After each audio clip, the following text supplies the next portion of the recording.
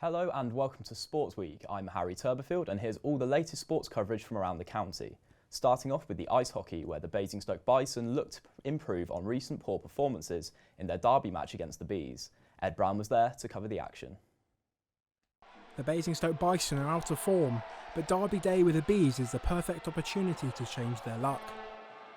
But it wasn't a promising start, Walkom fumbling the puck into the net for the Bees.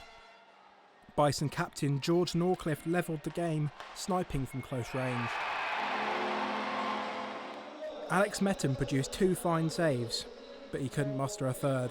Lack rebounded the Bees back into the lead. Thomas Banner sniped from the blue line, and Gail Lubwele followed up to put the Bison back on level terms.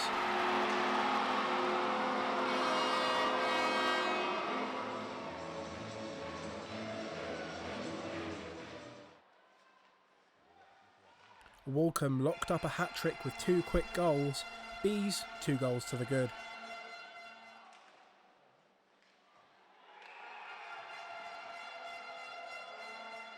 Under 3 minutes to go and Zach Milton gives the Bison a sliver of hope from close range.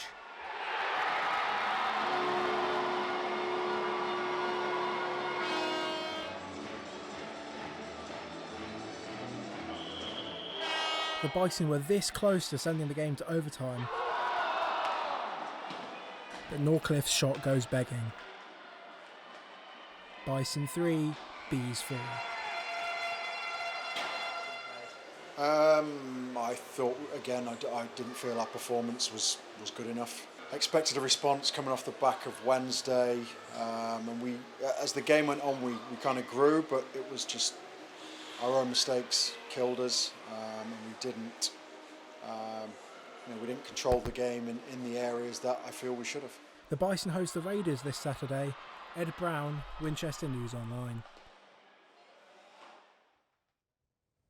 Aldershot got off to a nightmare start in the National League this season and are still looking to appoint a new manager 2 weeks after sacking Mark Molesley. Since his departure, temporary managers Terry Brown and Ross McNeil have managed to steer the club clear of the relegation zone after an improvement in results. Harry Jones looks at how they fared this weekend at Dorking Wanderers. Aldershot started on the back foot in their latest National League clash as they went on the hunt for a third successive win in the division. Ryan Seeger went closest for the hosts early on, however Aldershot number 1 Ollie Harfield managed to come to his side's rescue. The visitors, who are still without a manager after dismissing Mark Molesley, began to grow into the game midway through the first period, and it was their forward Innie Effiong who would eventually break the deadlock, netting his 5th National League goal of the season. The number 9 then had an opportunity to make it a brace in just a matter of minutes, although he could only turn his effort wide of the post. Aldershot were well in control of proceedings during the second half, and it was only some impressive last-ditch defending from Dorking that kept the scoreline at 1-0. The home team couldn't hold on for much longer though, and Tyler Cordner joined Effiong at the top of the Shotters goal-scoring chart for 22-23 as he made it 2-0. Aldershot Town then sealed a 3rd consecutive victory in stoppage time, with Tommy Willard putting the game well out of Dorking's reach to take his club up to 14th in the table. Harry Jones, Winchester News Online. So a big win for Aldershot. Let's see how the other Hampshire clubs got in the most recent round of fixtures at the weekend. Alex Franklin has the scores. Yes, hello there. It's been a busy weekend of football. We'll start with Southampton, who yet again failed to chalk up a win this weekend against the charismatic Palace side.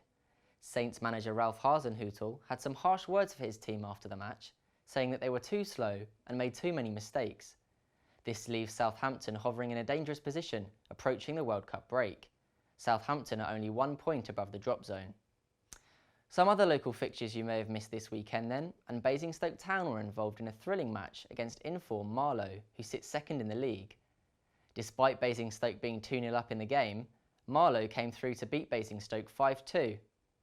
In the National League, Woking overcame Eastleigh 1-0, Dorchester beat Salisbury 1-0 in the Southern League Premier Division, and perhaps the most emphatic result of the weekend, Winchester City were knocked out of the FA Trophy after a 5-0 defeat to a Swindon side that only sit a few places above them in the league. But Winchester may not have to wait long for redemption, as Michael Eilott explains. Despite their heavy defeat in the FA Trophy at the weekend, Winchester City come into tonight's game 5 unbeaten in the league. Top scorer Warren Bentley is expected to feature alongside winger Ike Hill, who recently returned from injury. Tonight's opponents Bracknell are level on points with the Citizens and will provide a tough test for Craig Davis's side, with their next fixture coming against Ipswich Town after making it through to the first round of the FA Cup. Tonight's game kicks off at 7:45 at the City Ground. Michael Eilert, Winchester News Online. Away from the football now and on to the university hockey, where Torrin Budd made the trip to Cirencester to see how the Winchester first team got on against Royal Agricultural Uni in their second league game of the season. With both sides coming into the fixture unbeaten so far this season, it was sure to be an entertaining battle between two highly attacking sides. Tom Atkins' early effort was chalked off as he took the shot from outside the shooting area. Royal Agricultural University followed up the early scale with a number of attempts, eventually taking the lead from a short corner.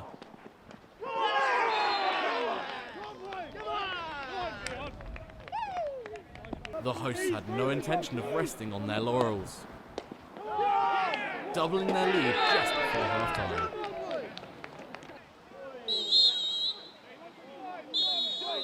The second half saw tensions finally boil over as Winchester's JJ Lovering clashed with an opposition player, with teammates having to interfere to separate the pair, both players eventually being dismissed from the pitch.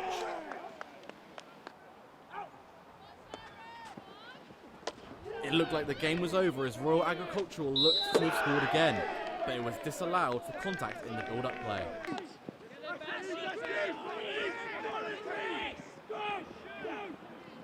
Tom Atkins finally got his goal with the last hit of the game. We're all pushed to an absolute limit today. I think the difference in it was the fact that we were away and we travelled and they were at home, they were comfortable. At the end of the day, I played my game. They got a bit sort of riled up, but I mean, when it gets a bit heated, it gets a bit heated. But I don't back down. It was jubilation for Royal Agricultural University and a long journey home for Winchester. Torrin Budd, Winchester News Online.